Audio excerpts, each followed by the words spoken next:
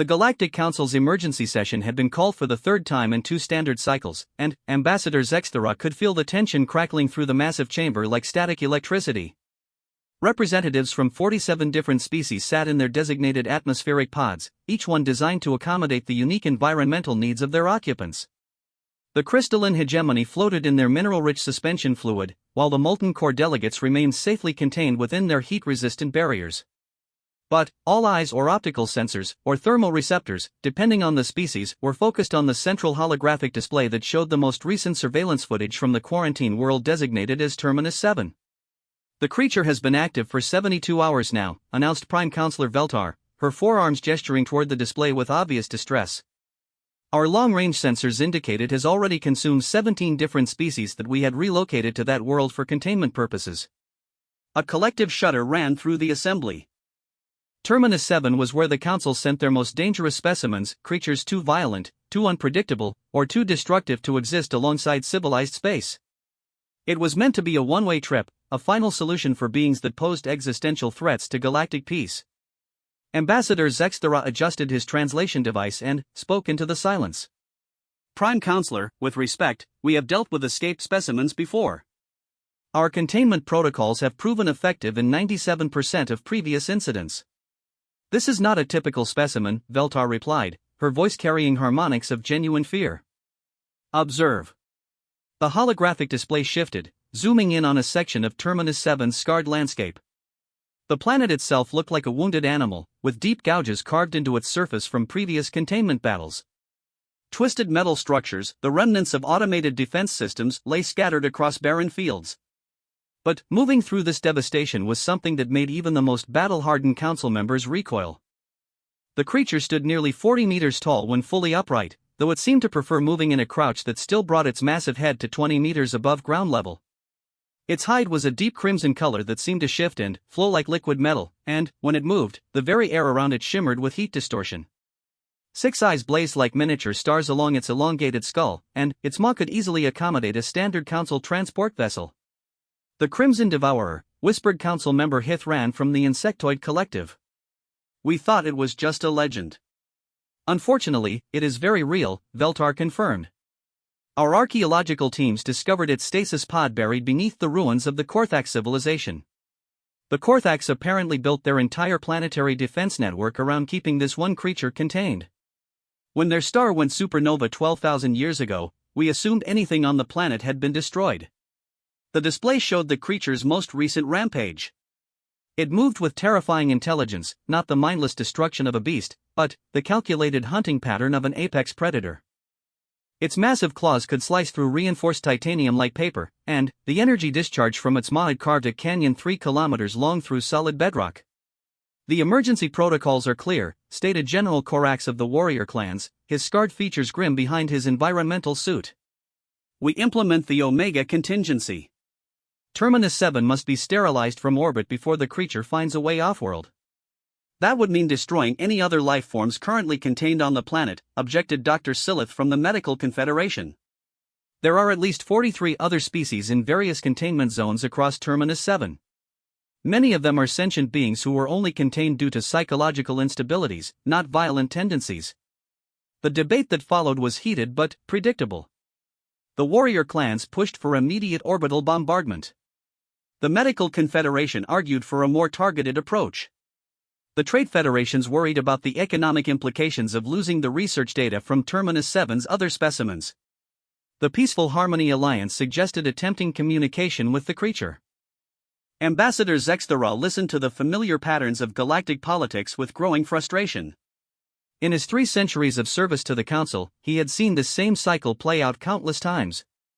A threat would emerge, the various factions would debate, compromise solutions would be proposed, and, by the time any action was taken, the situation would have spiraled far beyond their control. If I may interrupt, he said, his voice cutting through the heated discussion. Has anyone considered that we might not be dealing with this alone? The chamber fell silent. Veltar's 4 eyes focused on him with sharp attention. Explain, Ambassador. 3 cycles ago, the Terran delegation submitted a formal request to participate in Council affairs. We've been debating their application ever since, citing their species' violent tendencies and unpredictable nature. But perhaps this situation calls for precisely those qualities. The reaction was immediate and explosive. Half the chamber erupted in outraged voices, while the other half buzzed with nervous energy. The humans were a notorious topic of debate within the council. They had appeared on the galactic scene only recently, having achieved faster-than-light travel through methods that most species considered impossibly reckless. Their small ships held together by what appeared to be determination and salvaged parts, and their crews seemed to treat deep space exploration like some kind of recreational activity. The humans are barely contained chaos themselves, protested Council member THYSS from the logical supremacy. Their own home system shows evidence of multiple planetary conflicts, environmental destruction, and social upheaval. They lack the fundamental unity required for advanced civilization. And, yet, Zextera continued calmly, their combat capabilities are undeniable. Our military analysts have reviewed the data from their various planetary conflicts. They possess an unusual aptitude for violence that surpasses most species we've encountered. You're suggesting we release one monster to fight another, asked General Corax, though his tone suggested he wasn't entirely opposed to the idea. I'm suggesting we explore all available options before resorting to planetary annihilation, Zextera replied. The humans have expressed eagerness to prove themselves worthy of council membership. Perhaps this is an opportunity for both parties. Prime Counselor Veltar was quiet for several long moments, her forearms weaving through complex gestures that indicated deep thought. Finally, she spoke. The human delegation is currently aboard the observation vessel Infinite Patience, waiting for our decision on their membership application. They have been monitoring our emergency sessions through the public channels. Then, they already know about the situation, Zextera realized. They're probably developing their own solutions as we speak. That's what concerns me, muttered Dr. Silith. Human solutions tend to involve excessive amounts of explosives and insufficient regard for collateral damage. But, even as the council continued their debate, none of them could have predicted what was actually happening aboard the human vessel. The Infinite Patience was indeed monitoring the council's emergency sessions, but their response was far different from what any of the galactic representatives expected. Captain Saracen stood in the observation lounge of their small ship, watching the holographic displays that showed Terminus 7 in real time. Her crew of 12 specialists represented the best Earth had to offer: military tacticians, xenobiologists, engineers, and diplomats. But the person who had spoken up with the most unexpected suggestion was the youngest member of their delegation. Dr. Emma Rodriguez was only 19 years old, barely finished with her doctoral studies in xenological behavior patterns. She was supposed to be an observer, gaining experience with interstellar diplomacy before taking on more significant responsibilities. But, when she had quietly offered her analysis of the creature's behavior, the entire senior staff had stopped to listen. It's not actually hunting, she had explained, her voice carrying the certainty that came from years of studying animal behavior. Look at the movement patterns. This creature is searching for something. Every attack has been methodical, systematic. It's not feeding, it's investigating. Commander Jackson, their military specialist, had reviewed the footage multiple times before grudgingly agreeing. She's right. The destruction looks random, but there's definitely a pattern. It's checking each containment zone, but not thoroughly exploring any of them. Like it's looking for one specific thing. Or one specific being, Dr. Rodriguez had added quietly. Captain Chen had felt a familiar chill run down her spine. Throughout history, whenever humans had encountered seemingly impossible situations, it was often the youngest and least experienced member of the group who saw the solution that escaped everyone else. There was something about youth and inexperience that allowed for perspectives unburdened by assumptions about what was possible. Dr. Rodriguez, she had said carefully, are you suggesting what I think you're suggesting? The young woman had nodded, her expression serious but determined. Someone needs to go down there and make contact. Not to fight it, not to contain it, but to communicate with it. And, based on the behavioral patterns I've observed, it needs to be someone who doesn't trigger its defensive responses. Which would be someone small. Someone non-threatening. Someone who approaches without weapons or aggressive intentions. Dr. Rodriguez had paused, then added the words that would change everything: someone like me. The argument that followed had been intense but brief. The senior staff had pointed out that she was too valuable, too young, too inexperienced for such a dangerous mission. But Dr. Rodriguez had calmly presented her analysis of the creature's behavior patterns, her proposed approach methodology, and her assessment of success probability. "The Council is going to destroy that entire planet," she had said simply. "Along with every living being on it, including this creature that might not actually be a monster at all. If there's even a small chance that communication is possible, don't we have an obligation to try?" Captain Shen had looked around the room at her senior staff. These were people who had volunteered for what was essentially a suicide mission, traveling to the far side of the galaxy to prove that humanity deserved a place among the stars. They had left behind everything they knew for the chance to expand human knowledge and influence. And now this young woman was asking to risk everything on in theory that a legendary monster might just be misunderstood. "The Council hasn't approved any human intervention," Commander Jackson had pointed out. "If we act without authorization, we could destroy any chance of membership. And if we do nothing, we're just another species that stands by while others make the hard decisions," Captain Shen had replied. "That's not who we are." The preparation had taken 18 hours. Dr. Rodriguez had studied every piece of available data on the Crimson Devourer, from ancient Korthax texts to recent sensor readings.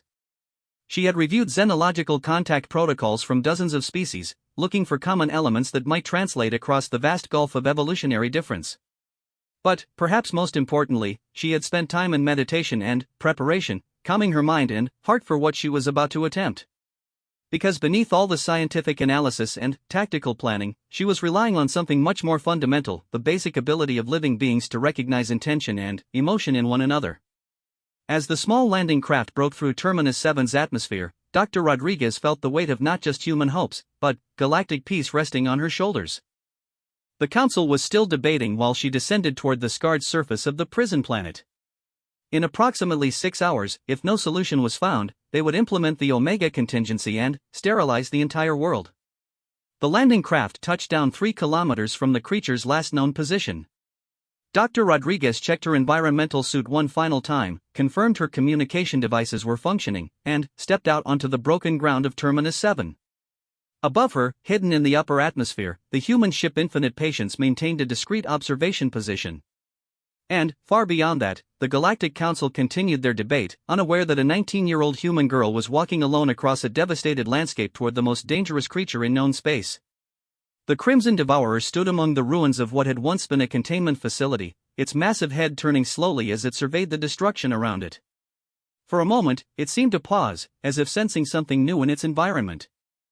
Then, it lowered its great head toward the ground, and began moving in the direction of the small, determined figure walking toward it across the wasteland.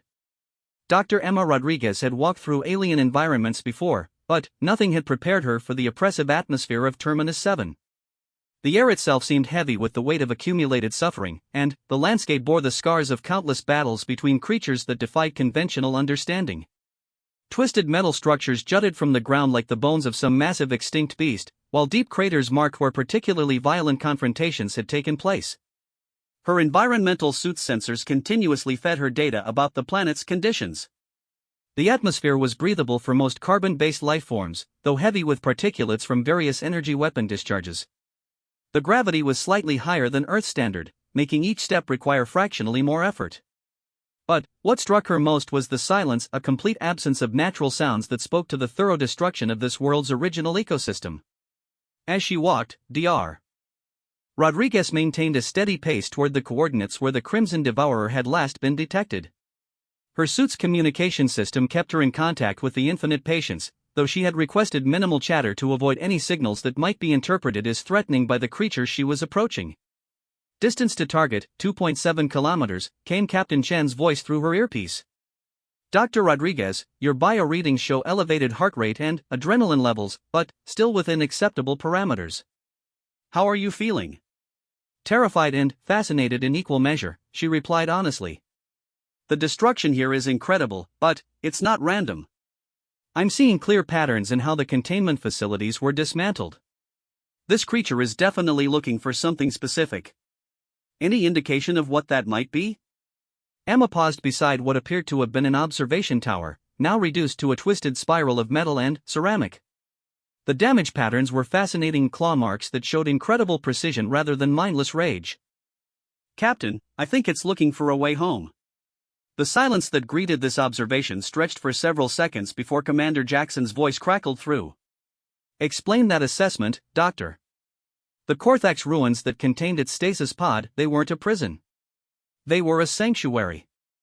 Look at the architectural patterns in the historical data. The Korthax built their entire civilization around protecting something, not containing it.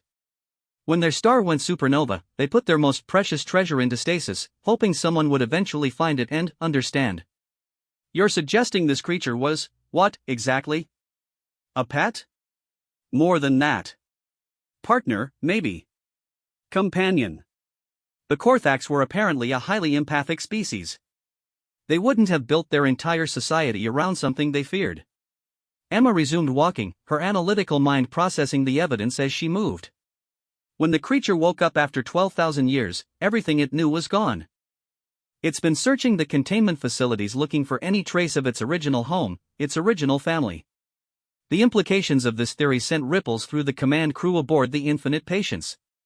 If Dr. Rodriguez was correct, then, the galactic community was preparing to destroy not a monster, but a grieving survivor of an extinct civilization. Dr. Rodriguez, Captain Chen's voice carried new urgency. We're receiving communications from the council chamber. Their debate is intensifying. Some members are pushing for immediate implementation of the Omega contingency. You may have less time than we calculated. Understood. Emma checked her suit's chronometer. I should reach visual contact with the target in approximately 30 minutes. But, even as she spoke, she could see something on the horizon that made her breath catch in her throat. A plume of superheated air was rising from beyond a ridge of broken stone, carrying with it the distinctive energy signature that her sensors identified as belonging to the Crimson Devourer. The creature was less than a kilometer away, much closer than their projections had indicated. Emma slowed her pace, suddenly, aware that her theoretical preparation was about to meet very practical reality. All her analysis of behavioral patterns and communication protocols seemed inadequate when faced with the prospect of standing before a 40-meter creature that could incinerate her with a thought. But, as she crested the ridge, what she saw below made her forget her fear entirely. The Crimson Devourer stood in what had once been a circular plaza, surrounded by the ruins of structures that bore unmistakable signs of Korthax architecture. But, the creature wasn't destroying anything. Instead, it was carefully, almost tenderly, moving pieces of debris with its massive claws, arranging them in patterns that seemed to hold deep meaning. Emma activated her suit's recording systems and began documenting what she observed.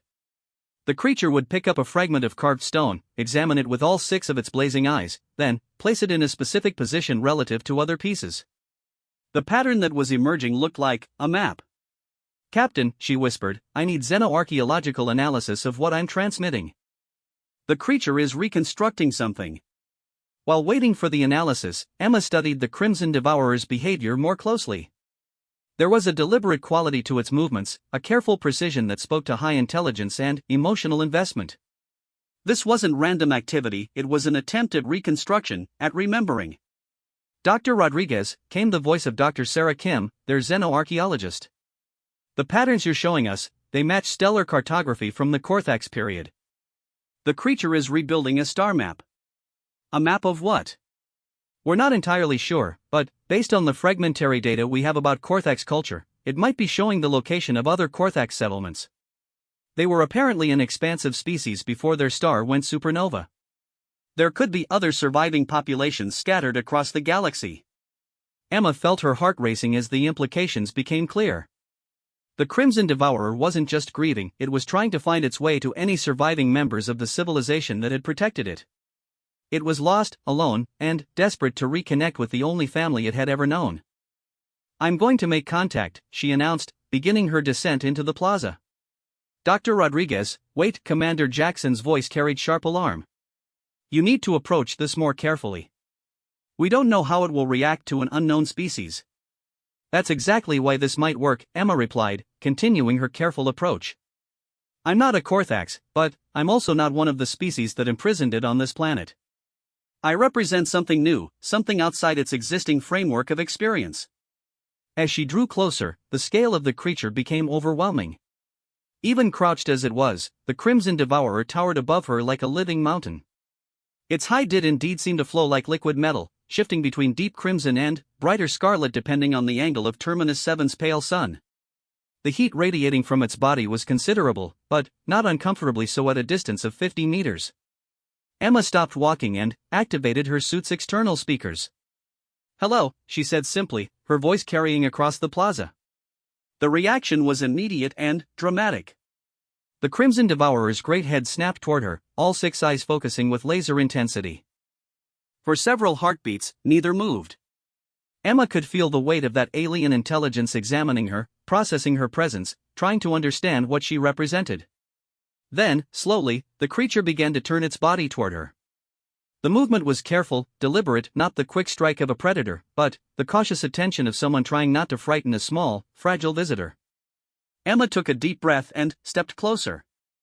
"My name is Emma Rodriguez. I'm here because I think you're lost, and I want to help you find your way home." The creature tilted its massive head, a gesture that reminded Emma surprisingly of a curious dog. When it spoke, the voice that emerged was unlike anything in her experience, deep enough to vibrate through the ground beneath her feet, but somehow gentle, almost musical. "Home," it said in perfectly clear galactic standard, the trade language used throughout civilized space. "Home is gone." Emma felt tears forming in her eyes behind her helmet's visor. The pain in that voice was unmistakable, a grief so profound that it transcended species barriers. "Your home world, yes. But not all of it. Not everyone." The 6 blazing eyes blinked in sequence, a gesture that somehow conveyed surprise. "You understand? I understand that you're looking for other Korthax settlements. I understand that you're trying to rebuild a star map to find them." Emma gestured toward the carefully arranged stone fragments. "And I understand that you've been trapped on this planet with creatures and beings that couldn't help you, couldn't understand what you needed." The Crimson Devourer was silent for a long moment, its great head turning to look at the star map it had been constructing. When it looked back at Emma, something had changed in its posture, a lessening of tension, a slight relaxation that suggested hope. "The small builders," it said, and Emma realized it was referring to the Korthax. "They promised if the Great Fire came, they would keep the star paths safe." "Would keep the way home?" "They did keep it safe," Emma assured him. "It was kept in your memory, wasn't it? You remember the star paths. Remember, but cannot reach. Cannot fly between stars. Cannot." The creature's voice carried a note of frustration. "The small builders could travel the void. Could speak to others across the dark. But I am bound to ground." Emma felt a piece of the puzzle click into place. The Crimson Devourer wasn't just looking for other Korthax settlements, it was looking for a way to travel to them. It had the knowledge but lacked the technology. "What if I told you," she said carefully, "that there are others who can travel between stars? Others who might be able to help you reach the remaining Korthax settlements?" The creature's entire body seemed to still, as if afraid to hope. "Others like the small builders?" "Different from the small builders, but with the same desire to help friends find their way home." Emma took another step closer, now only 30 meters from the massive creature. "Would you be willing to meet them? They would help? Without seeking to cage or chain?" "They would help," Emma said with conviction. "In fact, they're waiting right now to meet you. But first, I need to ask you something important." The 6 eyes focused on her with intense curiosity. "The other beings on this planet, the ones in the other containment zones. When you were searching for clues about the star paths, did you hurt them?" The Crimson Devourer's head lowered, a gesture that Emma interpreted as shame. "Was angry. Confused. Did not understand why the sky cage would not open. Some tried to fight. Others ran. I did not. I was not careful with my seeking." "But you didn't hurt them on purpose?" "No purpose but to find the way home. No hunger for harm." The creature's voice carried genuine remorse. "The small builders taught that all life has value. I forgot this teaching in my grief." Emma felt a profound sense of relief. The creature wasn't a monster, it was a traumatized survivor acting out of desperation and confusion. And, more importantly, it was capable of remorse, of recognizing harm it had caused and feeling regret. "Would you be willing to help fix the harm you caused? To help the other beings on this planet?" If such fixing is possible, yes. The small builders would want this. Emma activated her suit's communication system. Captain Chen, are you recording this conversation? Every word, Dr. Rodriguez. The entire council chamber is receiving our transmission. I think you can safely say you have their complete attention. Indeed, aboard their respective ships and, in the Great Council chamber, representatives from 47 different species were listening to something unprecedented, a peaceful first contact between a human and the creature they had branded the most dangerous being in the galaxy. Dr. Rodriguez, came Prime Counselor Veltar's voice through the communication link. Can you confirm that this creature is truly willing to cooperate with Council authorities? Emma looked up at the Crimson Devourer, who tilted its great head as if listening to voices it couldn't quite hear. I can do better than that, Prime Counselor. I can ask him directly. Would you be willing to speak with the Council, to explain your situation and work with them to find a solution? Council, the creature asked. Others like you? Others who can travel between stars? Many others. Representatives from different species, different worlds. They make decisions about travel and trade and peace between the stars. The Crimson Devourer considered this for several long moments. Then, in a voice that carried across dimensions, it said, if they will help me find the small builders, I will speak with any council, follow any law, serve any need. All I desire is to go home. The silence that followed this statement was profound. In the council chamber, species that had been preparing for planetary annihilation just hours before were suddenly faced with a complete reversal of their understanding. Dr. Rodriguez, Captain Chen's voice carried a note of amazement. I'm reading energy fluctuations from the creature. Is everything all right? Emma looked up and saw that the Crimson Devourer's hide was shifting color, the deep crimsons giving way to softer shades of gold and amber. I think, she said slowly, it's hopeful. Hope, the creature confirmed, its voice now carrying harmonics that seemed almost musical. For the first time since the waking, there is hope. And, as if that hope was infectious, the emergency session of the Galactic Council had transformed from a debate about planetary annihilation into something unprecedented, a live diplomatic first contact broadcast to species representatives across known space. Prime Counselor Veltar found herself in the extraordinary position of conducting negotiations with a creature that just hours before had been classified as an extinction-level threat. Distinguished being, she addressed the Crimson Devourer through the communication link, her forearms weaving formal gestures of respect despite knowing the creature couldn't see them. The Council would like to understand your situation more completely. You have mentioned seeking other settlements of your small builders? The Korthax, Dr. Rodriguez clarified from her position in the plaza. That's what they called themselves in the historical records. The great creature's voice resonated through the communication array with surprising gentleness. Small builders, yes. Wise builders. They who taught that strength serves life, not destroys it. When the starfire came, they placed me in the long sleep, promised I would wake when it was safe to seek the scattered settlements. Ambassador Zexthera leaned forward in his atmospheric pod. You're saying there are other Korthax populations somewhere in the galaxy? Many settlements, the Crimson Devourer confirmed. Small builders were explorers. Seekers of knowledge. Before the starfire, they had touched 17 different worlds, established homes among the distant stars. But, I know only the old paths, the old names. Cannot find them in this new age. The implications of this revelation sent ripples through the council chamber. The Korthax had been considered entirely extinct, their civilization lost to the supernova that destroyed their home system. If surviving populations existed elsewhere, it would rewrite the archaeological understanding of galactic history. Dr. Silith from the Medical Confederation spoke up. The creature mentions being taught by the Korthax. This suggests a relationship of care and education rather than simple domestication or partnership.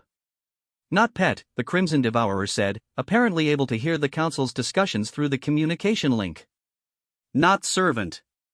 Was guardian. Protector of small builders' knowledge and wisdom. They gave me purpose beyond simple existence, to preserve their learning for future generations. Emma felt her understanding of the situation deepen with each revelation. You're a living library, she said softly. The Korthax didn't just save you from the supernova, they entrusted you with the preservation of their entire civilization's knowledge. Yes, small one who understands. In my memory are the star charts, the histories, the great songs of discovery. The small builder's greatest treasures, kept safe through the long sleep. The creature's hide shifted through shades of deep blue and silver, colors that Emma's xenobiological training suggested might indicate pride or satisfaction. But knowledge shared only with emptiness has no purpose. Must find others of the small builders to complete the trust. General Korax from the warrior clans had been listening with growing amazement to this exchange. Council members, we need to address the practical implications of this situation. If this creature is truly a guardian of Korthak's knowledge, it represents an archaeological treasure beyond calculation. But our immediate concern must be the other beings contained on Terminus 7. Emma looked up at the Crimson Devourer. The general raises an important point. When you were searching for information about the star paths, you encountered other imprisoned beings. Can you tell us about their current condition? The great head lowered in what was clearly a gesture of remorse. In my confusion and grief, I was not gentle with those who blocked my seeking. Some fled to hiding places. Others fought with desperation. Few were harmed by intention, but many were harmed by my carelessness. Can you help us locate the survivors? Captain Chan asked through the communication link. The council needs to assess the damage before any further decisions can be made. This I can do, the Crimson Devourer agreed. My senses reach far across this wounded world. I can guide your healers to those who need aid. Prime Counselor Veltar activated her private communication channel to discuss this development with her senior advisors. The conversation was brief but intense, covering legal precedents, security protocols, and resource allocation. When she returned to the main channel, her voice carried new authority. Dr. Rodriguez, you have achieved something remarkable today. However, the Council cannot authorize the immediate relocation of the being you have contacted.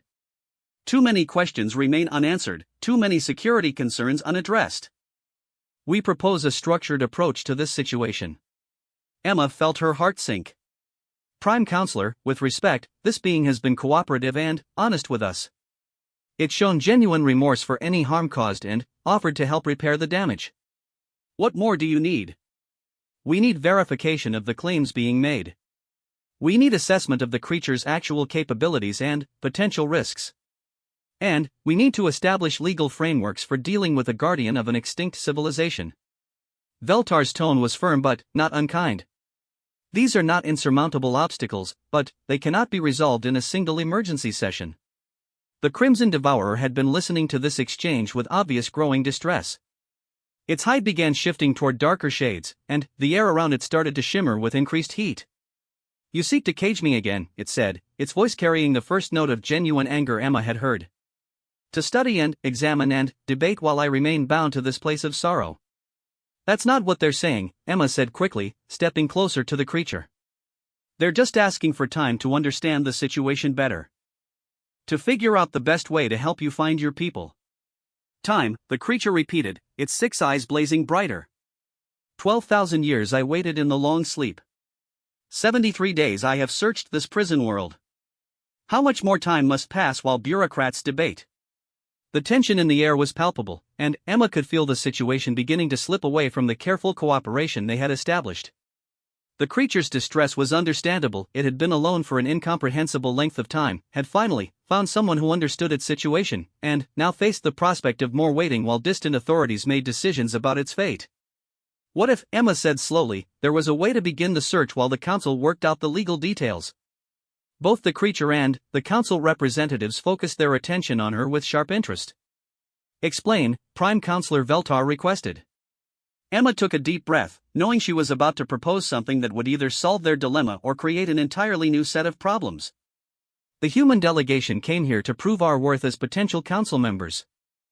We have ships capable of interstellar travel, and we have expertise in exploration and first contact situations. What if the council authorized a joint human Korthax expedition to locate the surviving settlements? The silence that greeted this proposal lasted for nearly a full minute. Emma could hear her own heartbeat in the environmental suit's audio pickup. Finally, Ambassador Zexthera spoke. Dr. Rodriguez, you're suggesting that we entrust a potentially dangerous creature to a species that isn't even a council member yet? I'm suggesting that we recognize an opportunity when we see one, Emma replied. You have a being with irreplaceable knowledge who needs help finding his family. We have a species eager to prove our value to the galactic community.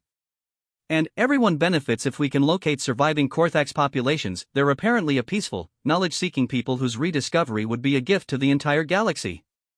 The Crimson Devourer had been listening to this exchange with obvious interest. The small understanding one speaks wisdom.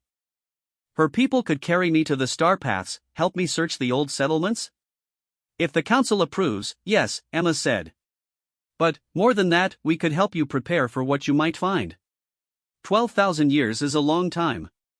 The Korthax settlements you're looking for may have changed, evolved, even forgotten their origins. You might need guides and translators and diplomats to help reconnect with them. Captain Shen's voice crackled through the communication system with barely contained excitement. Dr. Rodriguez, if you can get council approval for this mission, you'll have the full support of the human delegation. This is exactly the kind of challenge we came here to face. Prime Counselor Veltar was quiet for several minutes, clearly conferring with her advisors through private channels. When she finally spoke, her voice carried a note of careful hope. The council is willing to consider this proposal, but with significant conditions. First, the expedition would be under Joint Council Human Authority, with representatives from multiple species aboard any vessels involved.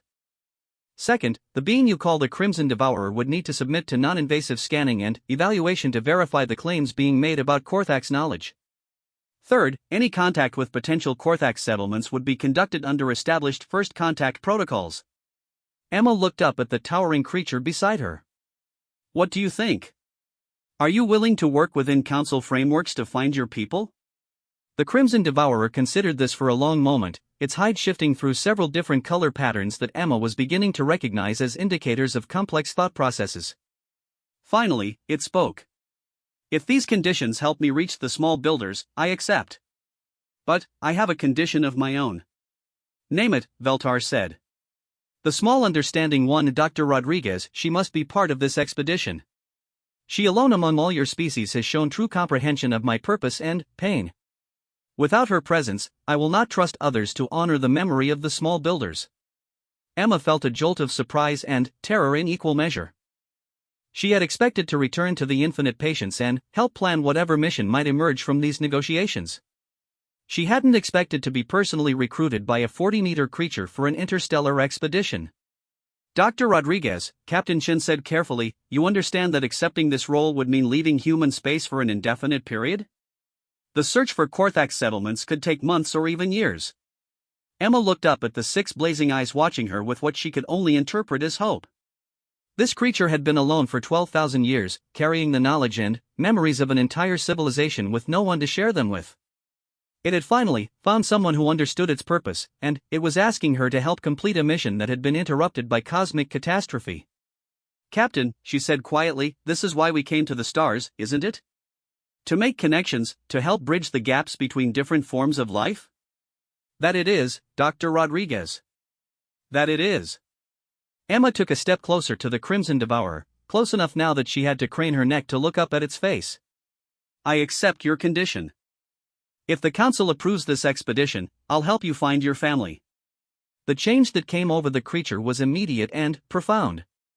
Its hide shifted to brilliant shades of gold and warm amber, and the heat radiating from its body seemed to take on a more gentle quality. When it spoke, its voice carried harmonics of gratitude that needed no translation. Small understanding one, you give me something I had thought lost forever, hope that the trust of the small builders can still be fulfilled.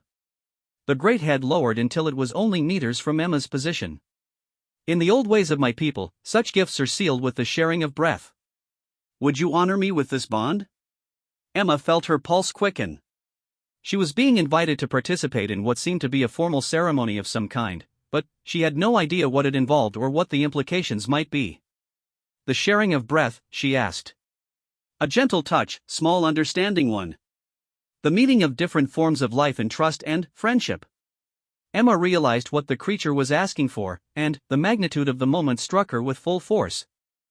Here, on a desolate planet where beings were sent to be forgotten, she was being invited to seal a friendship that could change the course of galactic history.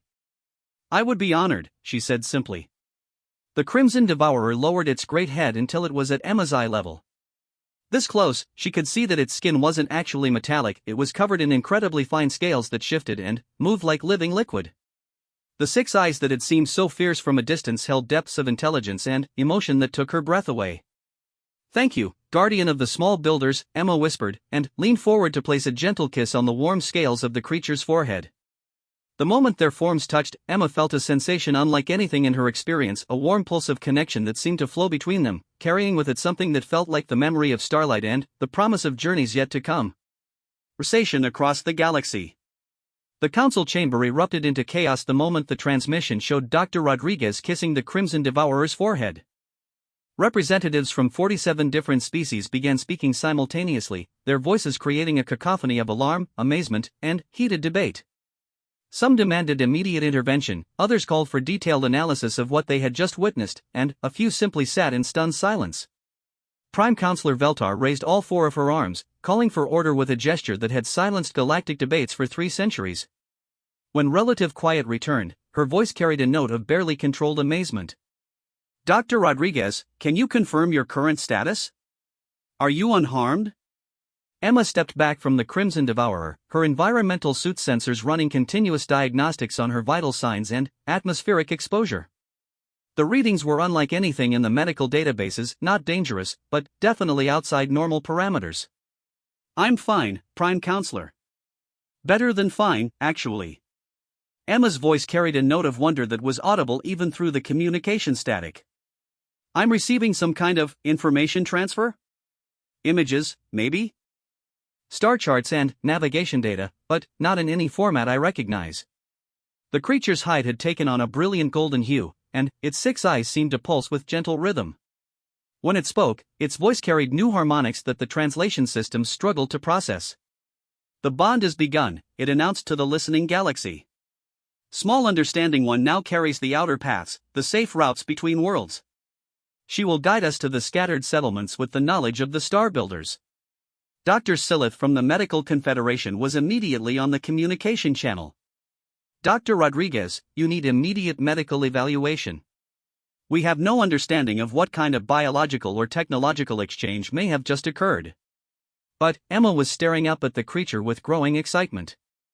"It's not biological," she said breathlessly. "It's educational. I'm seeing star charts from 12,000 years ago, updated with current galactic configurations. Trade routes, communication protocols, diplomatic procedures that the Korthax used for first contact situations." Captain Chen's voice carried sharp concern. "Dr. Rodriguez, we need you to return to the ship immediately for medical evaluation. We have no idea what the long-term effects of this transfer might be." "Captain, with respect, I don't think we have time for extended medical evaluation." Emma activated her suit's recording systems and began documenting what she was experiencing. "The information I'm receiving isn't just historical data, it's current intelligence. The Korthax settlements still exist, and they're still following the old communication protocols. But, more importantly, they're in danger." This revelation focused the attention of every being listening to their conversation. Ambassador Zexthera leaned forward in his atmospheric pod. "What kind of danger?" Emma closed her eyes, processing the flood of information flowing through her consciousness. The sensation was like having someone else's memories temporarily uploaded into her mind, disorienting but not painful. "The settlements have been avoiding contact with the galactic community for thousands of years because they were afraid," she explained. "They knew about the Council, knew about the various species and civilizations that have risen since their home world was destroyed, but they were terrified that if they revealed themselves, they would be seen as a threat." "A threat?" General Corax questioned. "What threat could small settlements of peaceful explorers pose?" The Crimson Devourer answered this question directly. "They fear because of me, because of others like me. Each settlement has guardians, protectors gifted with great power by the Star Builders' ancient knowledge. They worry that a galaxy which cages dangerous beings on prison worlds would not understand the bond between small builders and their guardians."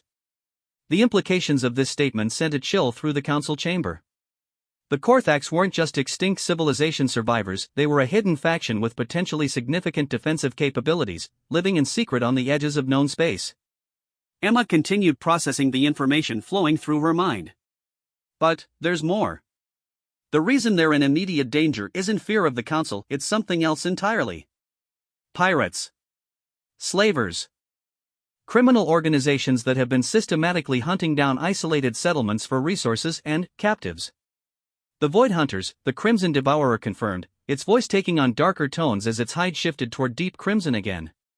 They seek small builders for their knowledge, guardians for their power. Have already taken 3 settlements in recent cycles. Prime Counselor Veltar was quiet for several moments, clearly consulting with her advisors through private channels. When she spoke again, her tone had shifted from cautious diplomacy to urgent action. Dr. Rodriguez, can you provide specific coordinates for these threatened settlements? Emma opened her eyes, surprised to find that she could indeed access detailed star charts in her mind. Yes, but the information is complex. The Korthax use navigation methods that don't translate directly to standard galactic coordinates. I think I would need to be present on a ship's navigation system to properly interpret the data. Captain Chen's voice crackled with determination. Then, we get you to a navigation system immediately. The Infinite Patience has the most advanced human navigation technology available. Captain, interrupted Commander Jackson, we need to consider the security implications of this situation. If Dr. Rodriguez has been affected by some form of alien technology, bringing her aboard could compromise our vessel. But, before anyone could respond to this concern, the Crimson Devourer made a sound that the translation systems could only render as a deep, rumbling laugh. Small warriors worry about contamination from knowledge, it asked with obvious amusement. The sharing of star paths is gift, not infection. Small understanding one has been honored by trust of star builders, not burdened with curse. Emma found herself laughing as well, despite the tension of the situation. Commander, I understand your caution, but I feel fine. Actually, I feel amazing. The information I'm receiving isn't controlling my thoughts or changing my personality, it's like having access to the most comprehensive navigation database ever compiled. Dr. Silith spoke up again. Even if the transfer appears benign, we need to understand the mechanism involved. This could represent a revolutionary advancement in interspecies communication and knowledge sharing. Or, added a new voice from the council chamber, it could represent a security breach of unprecedented proportions. The speaker was Council Member Thane from the Cybernetic Collective, a species known for their paranoia about information warfare. How do we know this creature hasn't implanted surveillance or control mechanisms along with the navigation data? The Crimson Devourer's response to this accusation was swift and decisive. Its hide flashed through a rapid sequence of colors: angry reds, defensive blacks, then, settling into a pattern of deep blue that seemed to pulse with indignation. Cybernetic One's question honor of star builders, it rumbled, its voice carrying harmonics that made the translation system struggle. Question sacred trust given to small understanding one? This is insult beyond measure. Emma stepped between the creature and the communication pickup, raising her hands in a calming gesture. Please, everyone needs to calm down. The information transfer was voluntary, it was limited to navigation data, and I can verify that my own thoughts and autonomy remain completely intact. She turned to look up at the Crimson Devourer. But, I think we need to address these concerns directly. Is there a way to demonstrate to the Council that the knowledge sharing was benign? The creature considered this for several moments, its hide shifting through contemplative patterns of silver and green. Small understanding one, would you be willing to share the outer paths with one of their choosing? To show that knowledge flows freely, without hidden purpose? Emma felt a moment of uncertainty. The idea of somehow transferring the navigational information to someone else was both fascinating and terrifying. How would that work? As we shared, touch of trust, joining of purpose. The Star Builder knowledge seeks to be useful, to serve the cause of peace and exploration. It will flow gladly to one who approaches with honest intention. Prime Counselor Veltar spoke before anyone else could respond. Dr.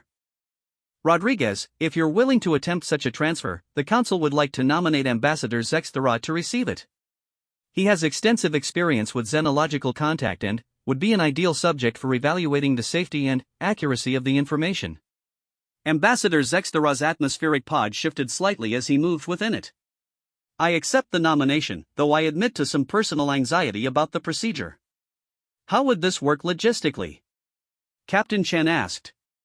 Ambassador Zextera is in the council chamber, Dr. Rodriguez is on Terminus 7. The Void Hunter threat cannot wait for travel time, the Crimson Devourer stated firmly. If council agrees to expedition, must begin immediately. I will come to Council Vessel, bring small understanding 1 to meet with Starpath recipient. The suggestion that the Crimson Devourer would travel to the council chamber sent another wave of alarm through the assembled representatives. General Korax was the first to voice concerns. Absolutely not. We cannot allow an uncontained creature of that power level aboard council vessels. The security risk is unacceptable. But Prime Counselor Veltar was already considering the possibilities. What if we arrange a meeting in neutral space? The Council maintains several diplomatic vessels specifically designed for first contact situations. They have enhanced containment and protection systems. Containment again, the Crimson Devourer said, its voice carrying notes of disappointment. Always the thought turns to cages and barriers. Emma felt the creature's distress through their newfound connection, and she found herself speaking with surprising authority. Prime Counselor, this being has been completely cooperative since we established contact. It has expressed remorse for previous actions, offered to help repair damage, and provided valuable intelligence about threats to innocent settlements. Treating it like a criminal or a specimen will only undermine the trust we've built. Dr. Rodriguez, Veltar replied carefully, you must understand that the Council has security protocols that exist for the protection of all member species. We cannot simply ignore them, even for a being that appears cooperative. Then, let me propose a compromise, Emma said, surprising herself with her boldness. The Crimson Devourer travels to a Council diplomatic vessel, but as a guest and ally, not as a contained specimen. Full freedom of movement within the vessel, full participation in planning discussions, and full recognition as a legitimate representative of the Korthax civilization. The silence that greeted this proposal lasted for nearly 2 minutes. Emma could hear her own heartbeat and the subtle hum of her environmental suit's life support systems. Finally, Ambassador Zexthera spoke. Council members, I believe Dr. Rodriguez has identified the fundamental choice before us. We can treat this being as a threat to be managed, or we can treat it as an ally to be trusted. Given the intelligence it has provided about threats to the Korthax settlements, I believe we must choose trust. Seconded, came the voice of Dr. Silith. The medical implications alone of this knowledge transfer could advance our understanding of consciousness and memory by centuries. One by one, other council members added their voices to the discussion. The Trade Federation saw economic opportunities in establishing relations with hidden settlements. The Peaceful Harmony Alliance emphasized the importance of rescue operations. Even some of the more cautious species acknowledged that the potential benefits outweighed the risks. When the vote was finally called, 31 species voted in favor of the diplomatic approach, with only 16 abstentions and no opposition votes. Dr. Rodriguez, Prime Counselor Veltar announced formally, the Council authorizes the approach you have suggested. The diplomatic vessel convergence point will take position in neutral space between Terminus 7 and the Council chamber. Both you and your ally will be welcomed aboard as guests and partners in planning the expedition to locate threatened Korthax settlements. Emma felt a surge of triumph and terror in equal measure. In the space of a single day, she had gone from junior observer to interstellar diplomat, from academic researcher to the bridge between species that could reshape galactic politics. Honored council members, the Crimson Devourer's voice carried notes of gratitude that transcended species barriers. You grant trust where others have shown only fear. The Star Builders would be proud to see their knowledge used in service of such wisdom. As Emma prepared to leave Terminus 7 for what might be the most important diplomatic mission in galactic history, she looked around once more at the desolate landscape of the prison planet. Soon, it would be empty, all the contained beings relocated, all the stories of suffering transformed into opportunities for redemption and understanding. Ready for pickup, she reported to the Infinite Patience. And, Captain? You're going to want to prepare for passengers. We're about to make history. 6 months later, Dr. Emma Rodriguez stood on the observation deck of the joint expedition vessel Unity's Promise, watching the most beautiful sight she had ever witnessed. Through the transparent aluminum viewing ports, 3 star systems sparkled in the distance, each one home to thriving Korthax settlements that had survived 12 millennia in secret. The expedition had been a success beyond anyone's wildest expectations. Using the navigation data she had received from her bond with the Crimson Devourer, who had chosen the name Guardianfire for formal diplomatic purposes, they had located 17 different Korthax settlements scattered across the galaxy. More importantly, they had arrived just in time to prevent the Void Hunter attacks on 3 of those settlements. Emma smiled as she remembered the expression on Captain Chen's face when Guardian Fire had demonstrated the true extent of his capabilities during the first rescue operation. The 40-meter creature hadn't just been a protector of Korthak's knowledge, he was a living weapon system more sophisticated than anything the Council had ever encountered. But, rather than using that power for conquest or domination, he had wielded it with surgical precision to disable pirate vessels without harming their crews. The small builders taught that all life has value, he had explained to the astonished rescue teams. Even those who choose to harm others can be given chances to choose differently. Now, as she watched the reunification ceremonies taking place on the planetary surfaces below, Emma felt a deep sense of satisfaction. The Korthak settlements hadn't just survived, they had thrived, developing new technologies and cultural innovations while maintaining the peaceful, knowledge-seeking philosophy that had originally inspired their civilization. "Dr. Rodriguez," came a familiar voice from behind her, "you're missing the party." Emma turned to see Ambassador Zexthera approaching, his expression much more relaxed than it had been during those tense early days of the expedition.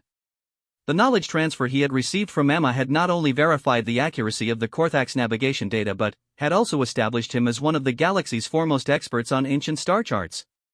"Just taking a moment to appreciate what we've accomplished," Emma replied.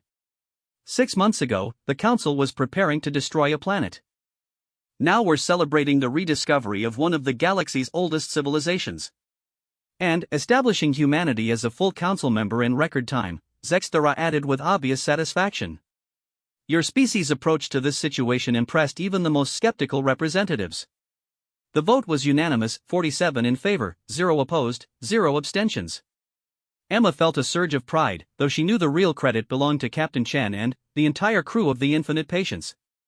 They had adapted to impossible circumstances, shown courage in the face of the unknown, and demonstrated the kind of flexible thinking that made humans valuable partners in galactic affairs. "Speaking of which," she said, "have you seen Captain Chen's proposal for the new exploration protocols? The ones based on your first contact methodology with Guardian Fire?" "Yes, the Council is very interested. The idea of approaching unknown species with curiosity rather than caution, of assuming positive intent until proven otherwise, it's revolutionary." The sound of approaching footsteps caused them both to turn. Guardian Fire was moving through the corridor behind them, his massive form having been accommodated by the Unity's Promise's specially designed passages. In the months since their first meeting, Emma had learned to read the subtle color changes in his hide that indicated his emotional state. Currently, the warm gold and amber patterns suggested contentment and anticipation. "Small understanding one," he said in his resonant voice, "the settlement councils have reached their decision. They wish to speak with you formally." Emma felt her pulse quicken. The 17 Korthak settlements had been deliberating for weeks about their future relationship with the galactic community. Some had favored continued isolation, others had pushed for immediate integration, and still others had proposed a gradual approach to renewed contact. "All of them together?" she asked. "All together, for the first time in 4,000 years, Guardian Fire confirmed. The grand assembly that the Star Builders dreamed of but never achieved." Emma followed Guardian Fire and Ambassador Zexthera through the corridors of the Unity's Promise toward the main conference chamber. Along the way, they passed representatives from dozens of different species, council members, human crew, rescued prisoners from Terminus 7, and Korthak's delegates from various settlements. It was the most diverse gathering in recorded galactic history. The conference chamber itself had been reconfigured to accommodate beings of vastly different sizes and environmental needs.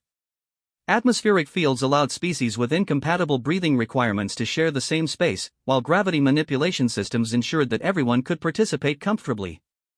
At the center of the chamber, 17 Korthak's representatives sat in a circle that had been arranged according to traditions dating back to their original homeworld. Emma was struck by how much they resembled the historical descriptions: small, graceful beings with 4 arms and large, expressive eyes that seemed to hold depths of ancient wisdom. Dr. Emma Rodriguez spoke, the eldest of the representatives, her voice carrying the musical quality that Emma had learned to associate with formal Korthak speech, approach and be recognized. Emma walked to the center of the circle, acutely aware that every being in the chamber was watching this moment. The Korthak's elder raised all 4 of her arms in a gesture that the translation systems identified as a formal blessing. "You have returned to us something we thought lost forever," the elder continued. "Not just our guardians, not just our scattered family, but hope itself." The Grand Assembly of the 17 settlements has voted unanimously to offer you the highest honor our people can bestow, adoption into the clan of Starbuilders. Emma felt tears forming in her eyes. In her xenological studies, she had learned that Korthak's adoption ceremonies were incredibly rare, reserved for individuals who had made contributions that preserved or enhanced their civilization's core values. "I am deeply honored," Emma managed to say. "But, I have to ask, what does this mean for the relationship between the Korthak settlements and the galactic community?" The elder smiled, a gesture that somehow conveyed both ancient wisdom and childlike joy. "It means that the time of hiding is over. The 17 settlements formally request admission to the Galactic Council as a federated civilization. We offer our knowledge, our technology, and our guardians in service of galactic peace and exploration." The chamber erupted in celebration. Representatives from every species present began speaking at once, expressing amazement, congratulations, and eager questions about the implications of this decision. Prime Counselor Veltar, who had been observing the ceremony from her atmospheric pod, called for order with obvious excitement. "The Council is delighted to receive this request. Given the unique circumstances of your civilization's rediscovery, I believe we can expedite the admission process considerably. There is one condition," the Korthak's elder added, causing the chamber to quiet again. "The settlements will only join the Council if humanity is granted permanent status as our formal liaison species. Dr. Rodriguez and her people have shown understanding of our values that transcends simple diplomacy. We wish them to serve as our voice and our bridge to the larger galaxy." Ambassador Zexthara leaned forward with obvious interest. "Elder, are you requesting a formal alliance between the Korthak's Federation and humanity?" "More than alliance," the elder replied. "We request recognition of humanity as our adoptive kin, our partners in exploration and discovery. The Star Builders of old dreamed of meeting others who shared their curiosity about the universe. In humanity, we have found not just allies, but kindred spirits."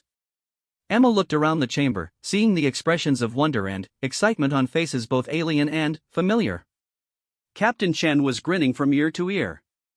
Ambassador Zexthara looked like someone had just handed him the greatest diplomatic triumph in galactic history. Even the most reserved council members seemed caught up in the moment's significance. But it was Guardianfire's reaction that moved her most. The great creature's hide was cycling through every color pattern she had ever seen him display: joy, pride, contentment, hope, and something that could only be described as the visual equivalent of tears. "The Star Builder's dream fulfilled," he said softly, his voice carrying harmonics that seemed to resonate through the chamber's structure itself. "Family found, knowledge shared, and the void between species bridged by understanding and trust."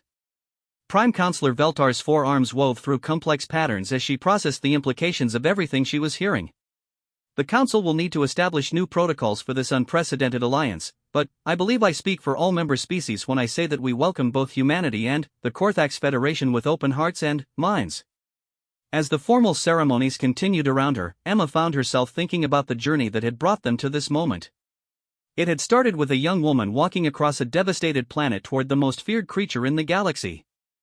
It had required her to trust in the possibility that understanding could bridge any gap, that every being, no matter how alien or frightening, had a story worth hearing. "Small understanding one," Guardianfire said quietly, moving closer to where she stood. "The Star Builders have a saying: the greatest treasures are not found in the earth or among the stars, but in the connections we make with other living souls. You have given me the greatest treasure of all, the return of family and purpose." Emma reached up to touch the warm scales of his lower jaw, feeling the same gentle pulse of connection that had marked their first formal bond. "You taught me something too, Guardianfire. You showed me that sometimes the most important thing we can do is simply see others as they truly are, rather than as we fear them to be." As the celebration continued around them, Emma looked through the chamber's viewing ports at the stars beyond. Somewhere out there, new civilizations waited to be discovered, new alliances to be forged, new bridges of understanding to be built.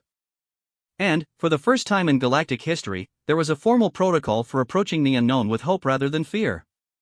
The little human girl who had kissed the deadliest alien dragon had become Dr. Emma Rodriguez, interstellar diplomat and bridge builder between species. But, more than that, she had helped create a new paradigm for galactic civilization, one based on the radical idea that understanding and compassion could overcome any difference, any fear, any distance between hearts and minds.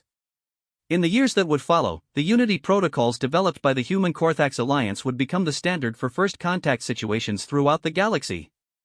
The 17 settlements would share their accumulated knowledge freely, advancing galactic technology and culture by centuries.